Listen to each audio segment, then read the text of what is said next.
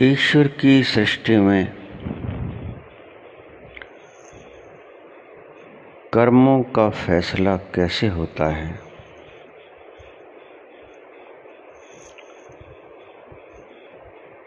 कृपया इसके बारे में व्याख्या कीजिए।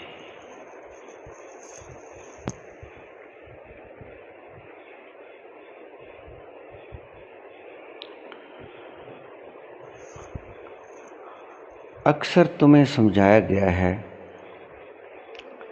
हमारे शास्त्रों में, हमारी धार्मिक पुस्तकों में,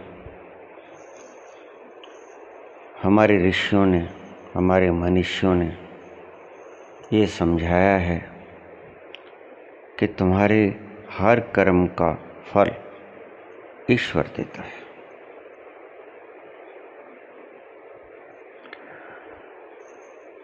तुम्हारे हर कर्म का फल ईश्वर देता है, जो भी तुम किसी भी रूप में करते हो, मूर्छित, अमूर्छित, जागृत।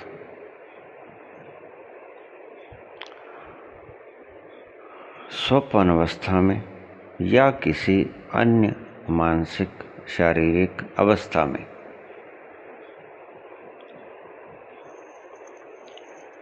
इन शब्दों को थोड़ा सा ध्यान से सुनोगे तो ही समझ आ पाएंगे। गहरे से गहरे शब्द हैं, बोलने में करीब करीब नहीं आते, लेकिन जहाँ तक बोले जा सकते हैं वहाँ तक मैं बोलने का प्रयास कर रहा हूँ। कोई ईश्वर नहीं है तुम्हें तुम्हारे कर्मों का दंड या पुरस्कार देने के लिए। चौंकिए मत, ये सत्य है। फिर कौन फैसला करता है? तुम्हारे कर्मों का फैसला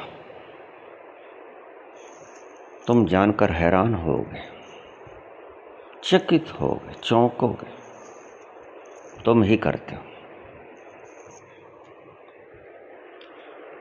तुम ही तुम्हारे कर्मों का फैसला करते हो। तुम ही हो न्यायाधीश, तुम ही जज हो और तुम ही तुम्हारे कर्मों का फैसला करते हो। अगर उस कर्म के प्रति तुम्हें पुरस्कार मिलना चाहिए तो तुम तुम्हारे को ही पुरस्कृत कर देते हो। अगर उस कर्म के प्रति तुम्हें दंड मिलना चाहिए तो तुम तुम्हारे को ही दंडित कर देते हो। बड़ी अजीब बात है, किसी शास्त्र में अब तक नहीं कही गई होगी आपकी दृष्टि से, परंतु बहुत से शास्त्रों में ये बात कही गई है। आपने न पढ़ी हो, बात अलग है, क्योंकि सत्य को जानने वाले बहुत मनीषी हुए हैं। कोई एक व्यक्ति सत्य को जानने वाला नहीं हुआ। बहुत से व्यक्तियों ने उस परम दशा को उपलब्ध किया है और बहुत से व्यक्ति इस सत्य को जानते हैं। कोई दूसरा है ही नहीं जो तुम्हारे कर्मों का फैसला करते हैं।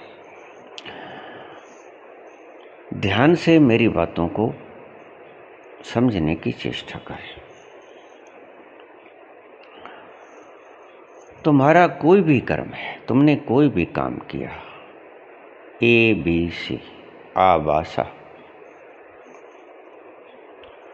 उसका सही सही ज्ञान किसे होगा? जो उसको सही सही देख सकेगा, जिसने सही सही उस कर्म को होते हुए बाहर से भीतर से सभी दिशाओं से उस कर्म को होते हुए देखा होगा, वही उस कर्म का सही सही फल निकाल सकेगा। और तुम्हारे कर्मों के सही सही साक्षी तुम्हारे अतिरिक्त कोई भी नहीं। जिसे तुम परमात्मा नाम की चीज कहते हो वो भी नहीं। मैं ये कहता हूं कि तुम ही तुम्हारे कर्मों के साक्षी हो। अंततः भीतर तक के साक्षी, पूर्णतया साक्षी तुम ही तुम्हारे कर्मों के हो, और तुम्हारे अतिरिक्त और कोई उसका पूर्ण साक्षी नहीं है, नहीं हो सकता है।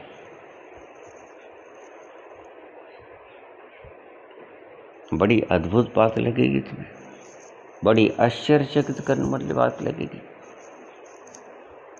मैं एक सभा में, छोटी सी सभा में यह प्रवचन कर रहा था, तो किसी व्यक्ति ने मेरे प्रवचन के बाद यह संदेह उठाया कि अगर हम ही हमारे कर्मों की फैसले करते हैं तो हम तो बेईमानी भी कर सकते हैं। हम तो अपने आप को बचाने की सदा ही चेष्टा करते हैं।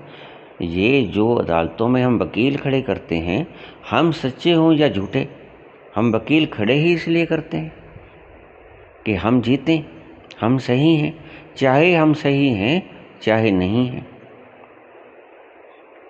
तो अगर हम ही हमारे कर्मों का फैसला करते हैं तो हम तो सदा ही गलत करेंगे, क्योंकि हम तो हमारा ही बख्श लेंगे। यहीं गड़बड़ हो जाती है, यहीं पर गड़बड़ हो जाती है, और यहीं पर तुम मार खा जाते हो। मार भी खा जाते हो, मात भी खा जाते हो। तुम्हारा अंतरतम इतना ईमानदार है, क्योंकि तुम कभी अंतरतम में उतरो हो तो ही पता चले ना तुम्हें। तुम कभी अपने अंतस तक गए ही नहीं। अगर अंतस के बिल्कुल आखिरी छोर को तुमने छू लिया होता तो तुम्हें पता चल गया होगा ये बात कि तुम परम ईमानदार हो। भीतर से तुम इतने ईमानदार हो जितना हम कह सकते हैं कि ईश्वर शब्द ईमानदारी का प्रतीक। जिसे तुम ईश्वर कहते हो वो जितना ईमानदार होगा उतने ही तुम ईमानदार हो। परम ईमानदार, बेलाग, बेदाग। तुम जो फैसला करते हो उसमें तनिक भी संदेह की कोई गुंजाइश नहीं होनी चाहिए। अंतरिम फैसला तुम करते हो, अंतिम फैसला तुम करते हो। तुम ही हो तुम्हारे कर्मों का फल सेट करने वाले।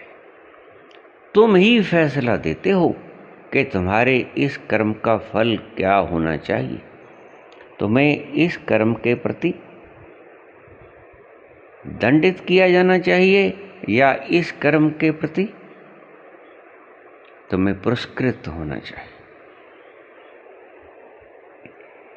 अब ये बड़ी हैरानीजनक बात है।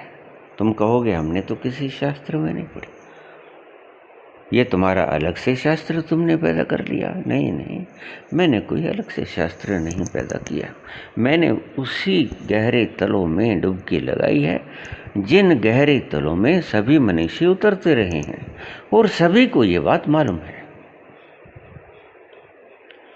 सभी इस बात का साक्षित्व देंगी। ये बात अलग है कि तुम्हारे मेरे शब्दों का फैसला देने वालों ने अंतरतम के उस छोर को छुआ न हो। क्षमा करना, मैं बात तो कड़वी बोल गया हूं। ये बात अलग है कि उन लोगों ने अपने ही अंतस्तल के अंतिम छोर को छुआ न हो। ये बात तो अलग है, लेकिन ये नहीं हो सकता कि जो फैसला वो लेके आए हैं वो मैं ना लेके आऊं और जो फैसला मैं लेके आया हूं वो ना लेके आए। अंतिम छोर पर फैसले सभी के समान ही होते हैं और हमारा अंतस्थल ही इस बात को फैसला करता है कि तुमने ये पुण्य किया है या पाप किया है। सो फिर से इस तथ्य को समझने की चेष्टा करें कि कोई न्यायाधीश आपको पूर्ण न्याय नहीं दे सकता। तुम ही तुम्हारे को सच्चा न्याय दे सकते हो। ये जिन्हें तुम न्यायाधीश कहते हो, इन्हें ये न्यायाधीश मेरी दृष्टि में नहीं है। सत्य की दृष्टि में ये न्यायाधीश नहीं है, हैं ही नहीं। ये न्याय नहीं सुनाते। तुम कहते हो कि न्याय हो गया, मैं कहता हूं कि न्याय नहीं हुआ। क्यों नहीं हुआ? क्योंकि ये जानते ही नहीं। न्याय वही कर सकता है जिसने अपनी नग्न आंखों से भरपूर उस कृत्य को होते हुए तमाम दिशाओं से देखा है, परिपूर्ण साक्षित्व में, और तुम्हारे न्यायाधीश का खाक जानते हैं। सुन लेना मेरी इस बात को, न्यायाधीश न्याय कभी नहीं करता। न्यायाधीश सिर्फ फैसला सुनाता है। तुम्हारे न्यायालयों में न्याय होता हो न होता हो, ये बात मेरे लिए विवाद का विषय है।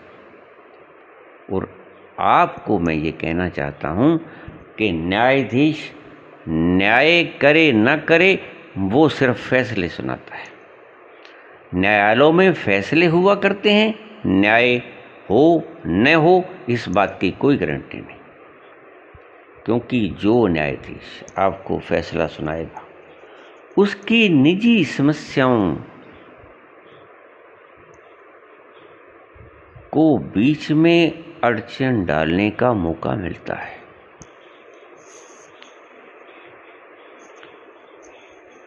कैसे?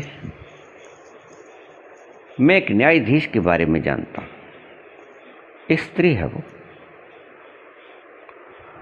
जो उसके न्यायालय में मुकदमा आता है, कोई तलाक का, कोई छेड़छाड़ का, कोई किसी तरह के औरत के ऊपर किसी तरह की ज्यादती हो रही है, उसमें चाहे औरत ठीक है चाहे आदमी ठीक है, वो फैसला औरत के पक्ष में ही देती है। मैं बड़ा हैरान हुआ। एक मामला बिल्कुल मेरी आंखों के सामने साफ साफ था। वो मामला न्यायालय में पहुंच गया। मैं कंफर्म था इस बात के बारे में कि न्याय आदमी के पक्ष में होगा, लेकिन जब न्याय आया तो फैसला आया औरत के पक्ष में। मैं बड़ा हैरान हुआ। मैं बैठा, ध्यान में गया। ध्यान में जाके जब मैं आनंद की अवस्था में पहुंचने लगा तो मुझे साफ हो गई बात। उस औरत को उसके आदमी ने छल दिया था। वो अपने पति के द्वारा प्रताड़ित थी और नाजायज प्रताड़ित थी। उसका कसूर भी नहीं होता था और उसको प्रताड़ित किया जाता था, क्योंकि आखिर तो वो मनुष्य ही है ना, मनुष्य जाति से संबंधित है, तो वो भी शादीशुदा है। उसका घर वाला उसे प्रताड़ित ही करता रहता था, चाहे वो ठीक हो चाहे वो गलत हो। न्यायाधीश की अगर तुम चुटकी बांधोगे तो उसको दर्द होगा कि नहीं होगा? अगर तमाचा लगाओगे तो उसको दर्द होगा नहीं होगा? उसके सुई चुभोगे तो उसको दर्द होगा नहीं होगा? वो भी तो मनुष्य है। सभी सेंसेशंस उसके भीतर हैं। तो जब उस स्त्री न्यायाधीश ने फैसला औरत के पक्ष में दिया, जो कि मैं जानता था कि सरासर गलत है, लेकिन उसने स्त्री के पक्ष में फैसला दे दिया, आदमी के पक्ष में फैसला नहीं दिया। आदमी को दंडित किया, स्त्री को दंडित नहीं किया। दूसरे अर्थों में उसने उस स्त्री और आदमी के केस को देखा ही नहीं, उसने अपने आप के केस को देखा। वो खुद प्रताड़ित होती थी तो वो ये उसके मन की भीतरी तलों में ये बात गई हुई थी कि आदमी ही गलत होते। वो सोच ही नहीं सकती थी कि स्त्री भी गलत हो सकती है, इसलिए एक तरफा फैसला उसने दे दिया। अक्सर ही न्यायालयों में ऐसा होता है। तुम देखो, कभी कभी ऐसा भी होता है कि आदमी जो ये शिक्षक लोग होते हैं, लड़के घर से आते हैं, झगड़ा घरवाली से या घर वाले से करके आते हैं, बच्चों पे उतार देते हैं। इनके पास जो रूल होता है ना, जिसे हम छठी कहते हैं, वो निर्दोषों को पीटने के लिए ही होता है। अक्सर बच्चे क्या गुनाह करेंगे बेचारे, बच्चे बेचारे क्या अपराध कर सकते हैं, उछल कूद मचा देंगे ज़्यादा से ज़्यादा, बस इससे ज़्यादा वो क्या करेंगे। किसी के साथ मार धाड़ तो कर नहीं पाएंगे, छोटे छोटे बच्चे किसी का क्या बिगाड़ेंगे। लेकिन जब शिक्षक घर से लड़के आएगा, अपनी धर्मपत्नी से लड़के आएगा, अपने बच्चों से लड़के आएगा, किसी कारण से घर से दुखी होके आएगा, तो वो अपनी व्यथा का दर्द बच्चों पे निकाल देगा, उन बच्चों पे जिनका कोई कसूर नहीं। ऐसे ही न्यायाधीश भी तो मनुष्य ही हुआ करते हैं, कोई पशु तो होते नहीं। तो वो घर से जब लड़के आए हैं तो उनका फैसला बिल्कुल और होगा। जब वो सुंदर प्रकृति को घर से लेके आए तो उनका फैसला बिल्कुल और होगा। फैसले उनकी चित्त की अवस्थाओं पर भी निर्भर करते हैं। तुम्हारी अदालतों के, न्यायालयों के फैसले बहुत सी एनवायरमेंटल परिस्थितियों पर भी डिपेंड किया करते हैं। मैं इसीलिए कहता हूँ कि ये तुमने जो जजेस की कुर्सी पे बैठा रखे हैं, वो सिर्फ फैसला देते हैं जैसा उनकी समझ में आता है, और उनकी खुद की समझ भी नहीं होती। गौर से देखेंगे तो गवाहों की बात सुनते हैं, इधर से सुन लिया, उधर से सुन लिया, दोनों तरफ से सुन लिया, और फिर वो देखते हैं कि दोनों की बातों में से सही किसकी है। जिसकी सही लगती है उसके हक में फैसला दे देते हैं। सही बात तो ये है कि कई बार जो बेगुनाह व्यक्ति है, उसके पास पैसे न होने के कारण वो ज़्यादा दुष्ट स्वभाव का या ज़्यादा तार्किक वकील अपने लिए खरीद ही नहीं सकता। वकील खरीदा ही तो जाते हैं, और क्या होता है। ये जो फीस मांगते हैं, फीस का अर्थ क्या है? खरीदे जाना, उनका मोल इतना है। गरीब व्यक्ति उनको नहीं खरीद पाता, इसलिए न्याय से चूक जाता है। क्योंकि जो व्यक्ति जिसकी फीस ज़्यादा है, जिसका मूल्य ज़्यादा है, वो ज़्यादा तार्किक है, ज़्यादा ढंग से तोड़ मरोड़ की चीज को पेश करेगा। अब जैसे हम किसी को मामा जी कह दें और किसी को अपने बाप का साला कह दें, बात तो सेम ही है ना। मामा जी कहना और बात है, और बाप का साला कहना और बात है। तो जो गरीब व्यक्ति है वो बाप का साला कहने वाले वकील को खरीद लिया करते हैं, और जो अमीर व्यक्ति हैं वो मामा जी कहने वाले व्यक्तियों को खरीद लिया करते हैं, और निश्चित रूप से मामा जी कहने वाला जीत जाया करता है। बाप का साला कहने वाला हार जाया करता है, क्योंकि उसकी बोलने की प्रक्रिया ही तो ठीक नहीं है, और बोलने की प्रक्रियाओं से ही तो जजेस फैसला लिया करते हैं। दूसरी बात, गवाह। आप इस बात की बिल्कुल भी कल्पना भी मत करना कि आपको हर जगह पे न्याय मिला है। जिंदगी में मैं इसी संसार में रह रहा हूँ, कोई अलग सी ग्रह पे मैं नहीं रह रहा हूँ। मैं आपको ज़्यादा विस्तार से तो बात नहीं कहूँगा, लेकिन मुझे भी न्यायालयों में जाने का अवसर मिला है, और मुझे पता है जितना न्याय होता है और जितना न्याय मिला है हम जानते हैं।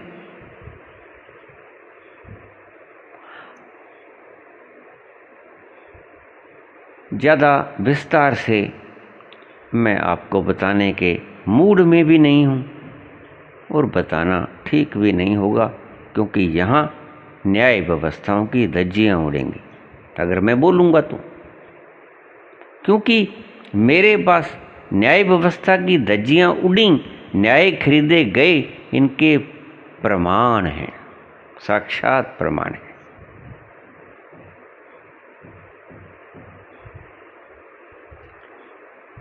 मैं वो पेश कर सकता हूँ, मैं वो दिखला सकता हूँ, मैं सार्वजनिक रूप से आपको स्पष्ट कर सकता हूँ कि ये देखिए।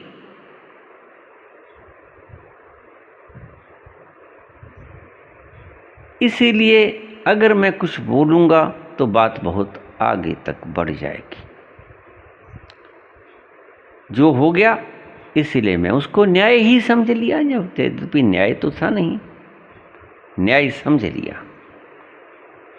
तो मैं इन बातों के ऊपर नहीं जाऊंगा, न्याय व्यवस्था की बात करूंगा। कोई भगवान नहीं बैठा है, कोई चित्रगुप्त के दाएं बाएं कंधों पर आपके पुण्य और पाप कर्म लिखने वाले व्यक्ति नहीं बैठे हैं। जैसे हमारे शास्त्रों में लिखा गया है। सही बात तो ये है कि आपने कभी पंचतंत्र पढ़ा है? एक राजा था, उसके 4 पुत्र थे, चारों नालायक थे, बुद्धू, घोर बुद्धू, मूर्खता पूर्ण उनके व्यवहार, मूर्खतापूर्ण उनकी बुद्धियां। उनमें से कोई भी व्यक्ति राज्य करने के योग्य नहीं था, राजा का कोई भी पुत्र। तो राजा को उन्हें देखकर बड़ी दुख हुआ कि मैं इतना समझदार राजा, मेरे 4 पुत्रों में से कोई भी व्यक्ति मेरा राज संभालने के योग्य ही नहीं है। ये कैसे संभालेंगे? दित्तम तोरी दित्तम तोरी दित्तम तोरी, ऐसे तो बोला करते थे वो। उसने कहा बड़ी मुश्किल हुई बात, इनको बोलने की तहजीब ही नहीं, ये राज कैसे कर पाएंगे? ये दित्तम तोरी, ये तो राज नहीं कर पाएंगे। तो उसने कहा कि चलो, सियाना था राजा, उसने ढिंडोरा पटवा दिया। बड़ा विशाल साम्राज्य था उसका, ढिंडोरा पटवा दिया कि जो व्यक्ति मेरे बच्चों को राजकाज में प्रवीण कर देगा, राज को संभालने में उनको दक्ष कर देगा, मैं उसको आधा राज्य दे दूंगा। उसने कहा सारा चला जाएगा, ये इनमें से तो कोई भी नहीं संभाल पाएगा, ये तो पागल हैं। तो ऐसा ही करके देख लें, शायद कई बार पागल भी ठीक हो जाया करते हैं, पागल खानों में जाकर शायद कोई अच्छा डॉक्टर मिल जाए। तो उसने नगर में ढिंडोरा पटवा दिया। नगर बड़ा विशाल था, बहुत बड़ा नगर था, उसने ढिंडोरा पटवा दिया। ये कहानी है पंचतंत्र की। विष्णु दत्त नाम का ब्राह्मण राजा के दरबार में पहुंचा, कहता कि मैं आपके बच्चों को राजकाज करने में प्रवीण बना दूंगा, ये राजकाज कर पाएंगे, बड़े सुंदर और सुचारू रूप से चला पाएंगे। मैं आपके चारों बच्चों को प्रवीण बना दूंगा। राजा बड़ा खुश हुआ। उससे पहले भी बहुत व्यक्ति आए थे, लेकिन नाकामयाब रहे थे। उनमें से कोई व्यक्ति कामयाब नहीं हो सका था। आखिर में जब विष्णु दत्त नाम का ब्राह्मण आया तो राजा करीब करीब उदास हो चुका था और मायूस भी हो चुका था। हार चुका था हिम्मत कि गया राज्य मेरे हाथ से। जब तक मैं जिंदा हूँ तब तक ठीक राज्य मेरा है, और मैंने प्राण छोड़े कि इधर ये बच्चे, इन बच्चों को भागना पड़ेगा, ये राजकाज संभाल ही नहीं पाएंगे। कोई ना कोई सेनापति या कोई ना कोई समझदार व्यक्ति मेरे ही दरबार में से इसको संभाल लेगा, राज पलटा खा जाएगा, बस। और क्या होने वाला है? कुछ नहीं। तो मेरे बच्चे इस राज को करने के योग्य नहीं है। वो करीब करीब मायूस हो चुका था, वो राज को खो चुका था अपने उत्तराधिकारियों के लिए। जब विष्णु दत्त नाम का ब्राह्मण आया तो उसने कहा कि मैं आपके बच्चों को बना दूंगा। उसने कहा पहले भी बहुत से व्यक्तियों ने दावा किया है, लेकिन सभी नाकामयाब रहे हैं। ये बिल्कुल ही दित्तम तोरी है। कुछ भी हो जाए, मैं इनको राज करने के योग्य बना दूंगा। आप इस बात को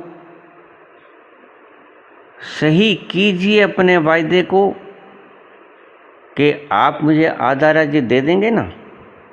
कहने लगा बिल्कुल, इसमें क्या शक है। मैंने सार्वजनिक रूप से ये घोषणा की है कि जो मेरे पुत्रों को इस योग्य में बनाएगा उसको मैं आधा राज्य दे दूंगा। सार्वजनिक रूप से सारी जनता इस बात का प्रमाण है। मैं तुम्हें और क्या प्रमाण दूं? तो विष्णु दत्त ने कहा बिल्कुल ठीक, तो मैं शुरू करता हूं। उसने जो भी व्यवस्थाएं कहीं सामान की वो सब कर दी गई और उसने पढ़ाना शुरू कर दिया। और वो एक पंचतंत्र नाम से किताब है जिसके भीतर उसने जो कहानियां सुना के, पशुओं की, पक्षियों की, चिड़ियों की, ऐसे बच्चों की कहानियां सुना के उसने उनको राज करने में सक्षम बना दिया। वो बच्चे इतने प्रवीण हो गए कि राजा के समान बुद्धिमान हो गए और राजकाज संभालने में दक्ष हो गए।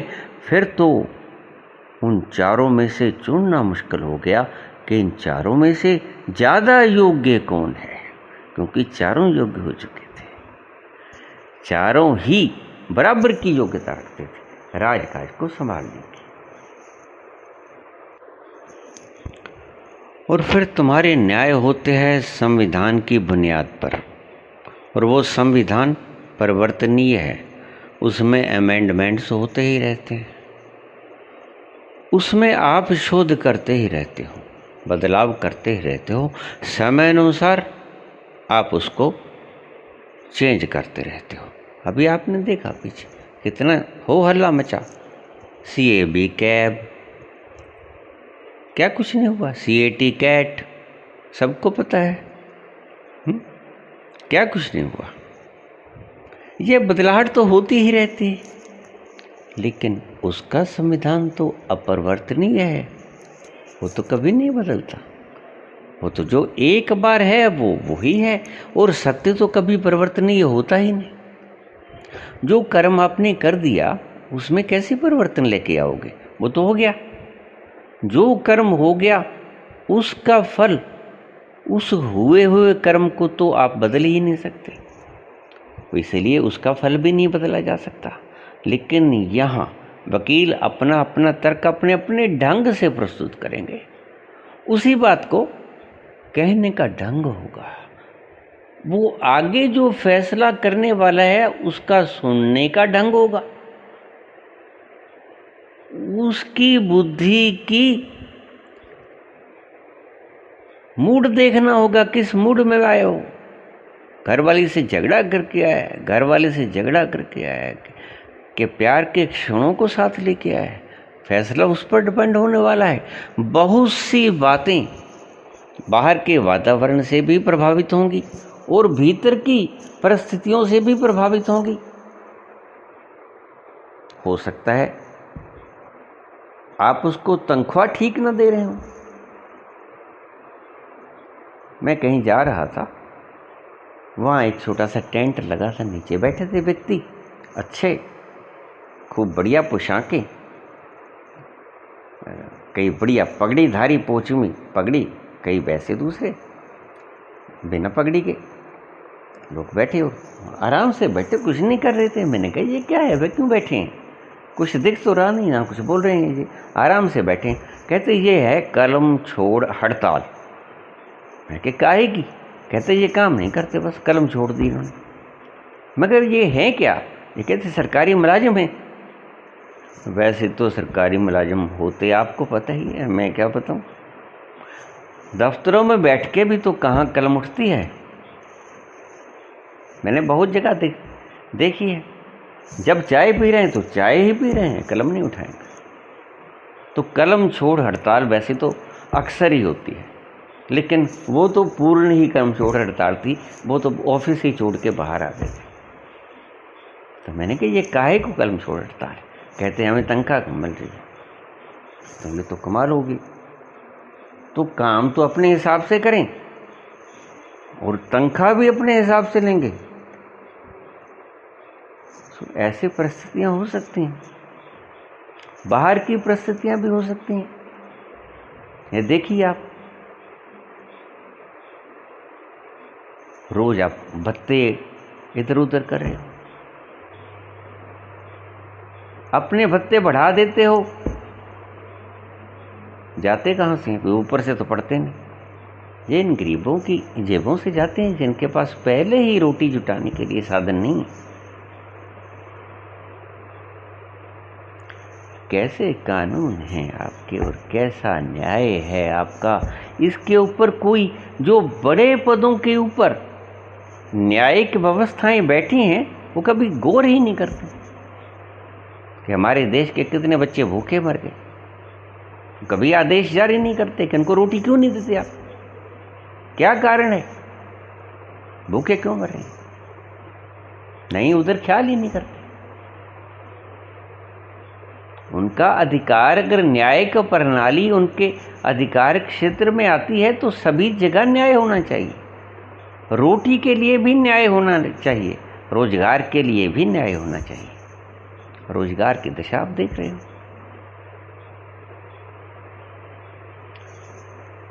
अब 60% वाला राज करेगा और 99% वाला उसके नीचे काम करेगा, चपड़ासी लगेगा। 60% वाले का आदेश मानेगा 99% वाला। अब वो आदेश देने वाला 60% क्षमता रखता है, मानसिक बोध। 99% वाला उतने ही क्षमता रखता है।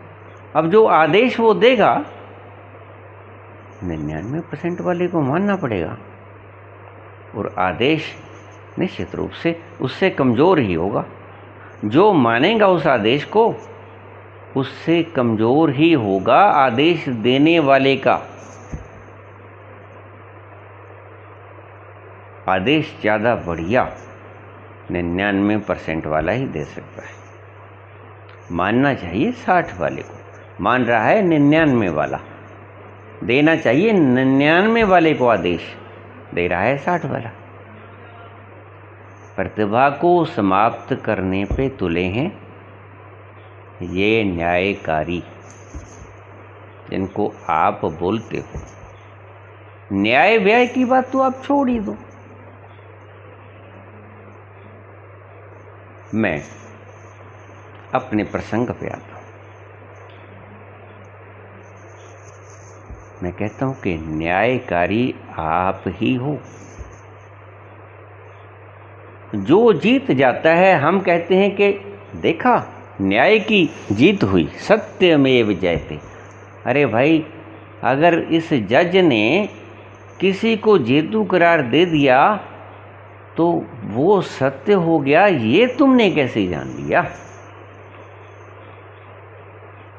वो गलती भी तो खा सकता है न्याय करने वाला। न्याय करने वाला आप सर्वगुण संपन्न समझते हो क्या? और एक तरफ तो लिखते हो ह्यूमन इज टू एरर्स, आदमी गलती का पुतला है, और आदमी ही तो न्यायाधीश है, फिर क्या वो गलती नहीं कर सकता? ह्यूमन इज टू एरर्स,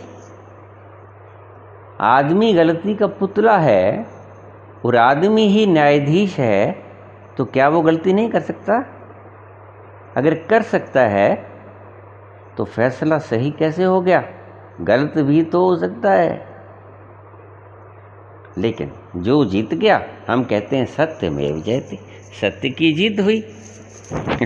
और आपसे क्या बताऊं, अब मैं ये तो नहीं कहना चाहूंगा कि सत्य की जीत आपके संसार में कम ही लोगों की हुआ करती है। यहां अक्सर मंसूर के हाथ पांव काट दिए जाते हैं और बाद में अफसोस किया जाता है। ईसा को सूली देकर 2000 साल से आज तक लोग प्रायश्चित कर रहे हैं, और उन लोगों ने न्याय किया था जिन लोगों ने ईसा को सूली पे चढ़ाया था, या अन्याय किया था? उन्होंने न्याय किया था, उनकी दृष्टि में न्याय था। ईसा को फांसी दे दी गई और 2000 साल से ईसाई कौम, ईसाइयत उस गलती के लिए प्रायश्चित कर रही है, दुखी हो रही है कि हमने एक निर्दोष व्यक्ति को फांसी पर चढ़ा दिया, सूली लगा दी। इतनी बेरहमी से तड़फा तड़फा के मारा गया, वो हाथों पाँव में कीलें ठोक ठोक की, बड़ी बड़ी कीलें ठोक ठोक के, सलीब भी उसको खुद उठा के लेके जानी पड़ी पहाड़ी के ऊपर जहां उसको फांसी लगानी थी। तो तब तो वो न्यायाधीश बिल्कुल ठीक थे, लेकिन उसके पीछे अगर न्यायाधीश ठीक थे तो 2000 साल से ईसाइयत कौम खुद को शर्मसार महसूस क्यों कर रही है, क्यों दुखित है? इसका मतलब तब फैसला ठीक नहीं था ना। तो कौन जाने आज जो न्यायालय ने फैसला किया है उसके ऊपर कल को आने वाला कल पश्चाताप न करे, कोई कह सकता है? कोई नहीं कह सकता। कह तो उस वक्त भी नहीं सकता था। अगर कोई कहने वाला होता तो ईसा की सूली टल जाती, लेकिन कोई कहने वाला नहीं था। सब एक स्वर में बोले हाँ, उसको सूली मिलनी ही चाहिए, ये सूली के योग्य, उसको सूली दे दी गई। और अब पश्चाताप का क्या अर्थ है? क्योंकि आपने वो क्राइम कर दिया जिसका कोई हल ही नहीं। ईसा को कहां से पैदा कर पाओगे अब? नहीं। इसलिए अक्सर मैं कहा करता हूं कि आपका चाहे कोई भी क्राइम हो, जैसे आप रेयरेस्ट ऑफ रेयर कहते हैं, वो भी हो, तब भी फांसी नहीं लगानी चाहिए, क्योंकि कौन जाने कहाँ से सत्य निकल आए और फिर बाद में आपके पास कोई चारा नहीं बचेगा। इसलिए फांसी की सजा नहीं होनी चाहिए। जब आपने व्यक्ति की स्वतंत्रता छीन ली, आपने जेलों में बंद कर दिया, अपने ढंग से उसे खाना पीना देते हो, उसकी इच्छा से उसका खाना पीना भी नहीं मिलता, तो बात खत्म हो गई। ठीक है, उसने अपराध, बहुत संगीन अपराध किया होगा निश्चित रूप से, जिसे आप मानते हो, लेकिन गलती न्याय में कहीं भी कभी भी हो सकती है। फिर से आपके पास उसको लौटाने का ढंग क्या है, ये तो बताइए। एक छोटी सी कहानी मैंने सुनी है बुद्ध के जीवन काल की। उसका भाई था देवव्रत, तीरंदाजी कर रहा था। एक पक्षी जा रहा था, उसने तीर मारा उसके, वो मर गया, नीचे आके फड़फड़ाने लगा और वो मर गया। महात्मा बुद्ध शुरू से ही करुणावान थे, उन्होंने उसको उठाया और देवव्रत से बोले, तुमने इसे क्यों मारा? निरपराध प्राणी को तुमने क्यों मारा?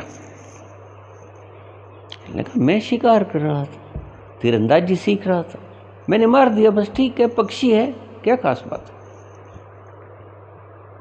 उसने कहा पक्षी तो है लेकिन जिंदगी छीन ली तुमने, अब लौटाओ इसकी जिंदगी। ठीक है, तुमने तीरंदाजी सीख ली, तुम्हारा तीर बिल्कुल निशाने पे लगा और ये मर गया, अब इसमें जिंदगी डालो। कहता जिंदगी तो मैं नहीं दे सकता। फिर अगर तुम जिंदगी दे नहीं सकते तो तुम्हें छीनने का भी अधिकार नहीं।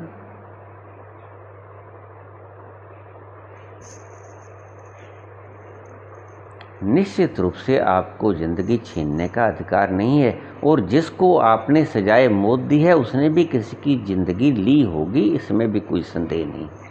उसने भी कुछ ऐसा ही अपराध खतरनाक रूप से किया होगा। लेकिन फिर भी मैं कहता हूँ कि गलती तो फिर भी कहीं ना कहीं रह सकती है, और अगर वो गलती जिसे आप रेयर ऑफ रेयरेस्ट की श्रेणी में डालते हो क्राइम को, तो मैं वो कहता हूँ कि फैसला भी तो रेयर ऑफ रेयरेस्ट में आ सकता है। कहीं गलती रह भी तो सकती है, सत्य ना उगड़ पाया हो पूरा, फिर क्या होगा? फिर जीवन तो आप दे नहीं सकोगे, क्योंकि जीवन देना आपके बस की बात नहीं है। एक ही चीज आप नहीं कर सकते, जीवन दे नहीं सकते, ये आप नहीं कर सकते।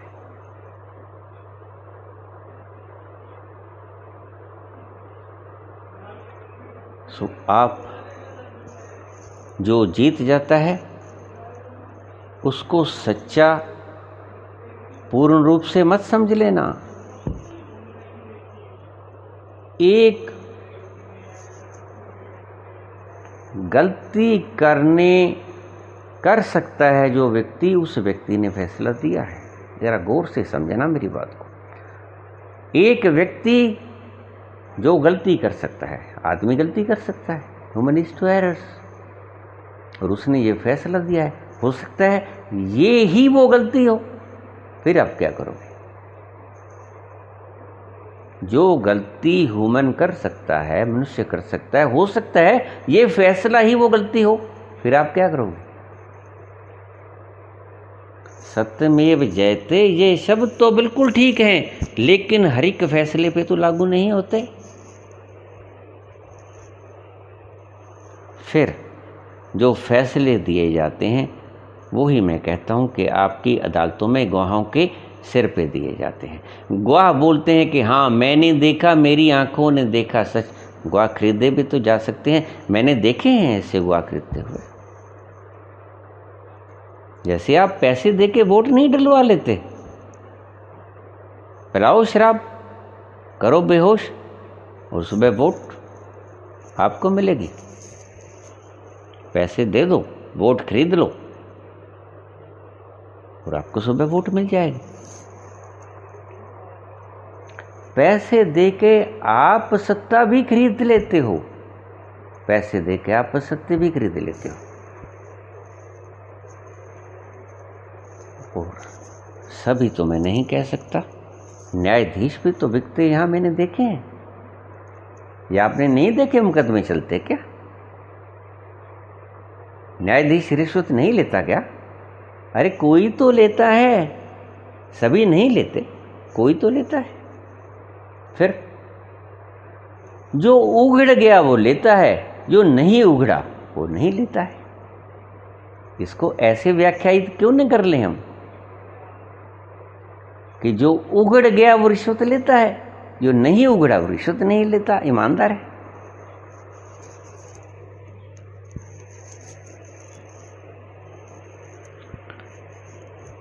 आप ही हो सच्चे न्यायकारी। कोर्ट ने जो फैसला दे दिया, जितना दंड दे दिया या जो कुछ दे दिया वो ठीक, लेकिन उसे अंतिम फैसला समझ के मत बैठ जाओ। अंतिम फैसला होना बाकी है।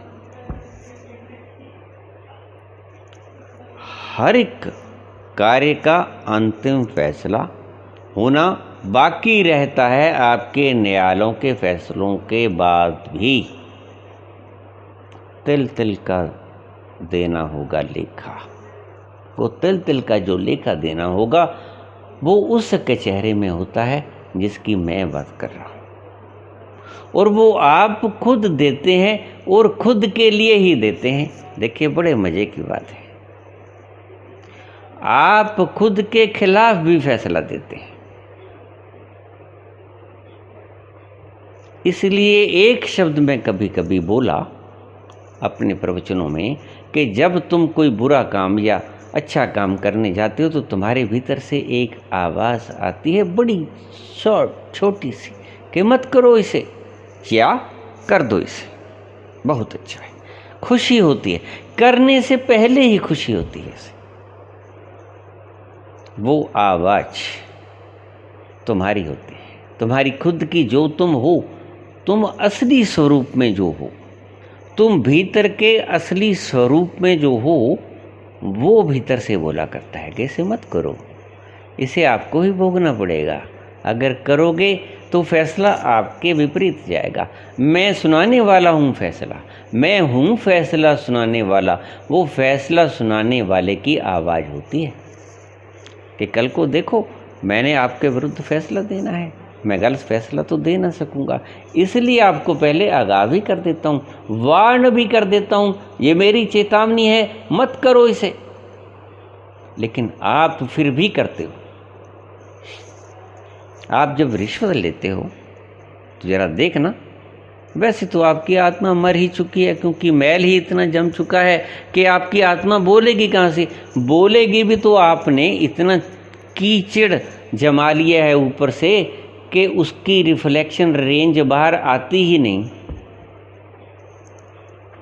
तो करीब करीब रिश्वत खाने वालों की आत्मा, जिसे हम कहते हैं कि मर ही गई होती है, मरी तो नहीं होती, आत्मा कभी मरती तो है ही नहीं। नैनम छिंदंती शस्त्राणी नैनम रहती पावका। कृष्ण के शब्द गलत कैसे हो जाएंगे? सत्य में भी गलत नहीं है। कृष्ण ने भी बोले हों तो भी ये सत्य है शब्द कि आत्मा नहीं मरती।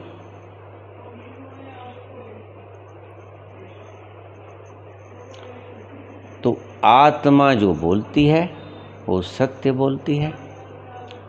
आत्मा ने फैसला करना होता है, आपने, आत्म का शब्द तुम, मैं। आत्म मंथन, स्वयं का मंथन, अपना मंथन करो। आत्मा आत्म शब्द से बना हो, उसका अर्थ होता है कि जो तुम हो।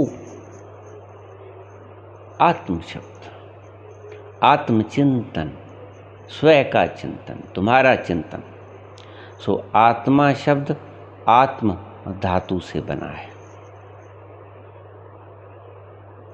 तुमने शायद ही कभी गौर किया हो को आत्मा का शब्द होता है जो तुम हो। आत्मा, जो तुम हो उसे आत्मा कहते हैं। शब्द से ही तो प्रतीत होता है जी। बनाने वालों ने तो ठीक बनाया था, लेकिन आपने अर्थ का अनर्थ कर लिए तो किए जाओ। लेकिन आत्मा तो आप खुद ही हो ना। आप भीतर से खुद को आवाज लगाते हो अपने मन को मत करो ये काम। और अगर वो पुण्य कर्म होगा जिससे दूसरों को शांति मिलेगी, शुभता होगी, तो आत्मा पहले से ही खुश हो जाएगी और बड़ी खुशी से आप वो काम करोगे कि हाँ ये कर लो।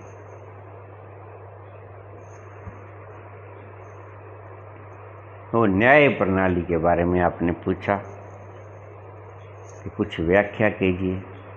न्याय प्रणाली की ये सिर्फ व्याख्या है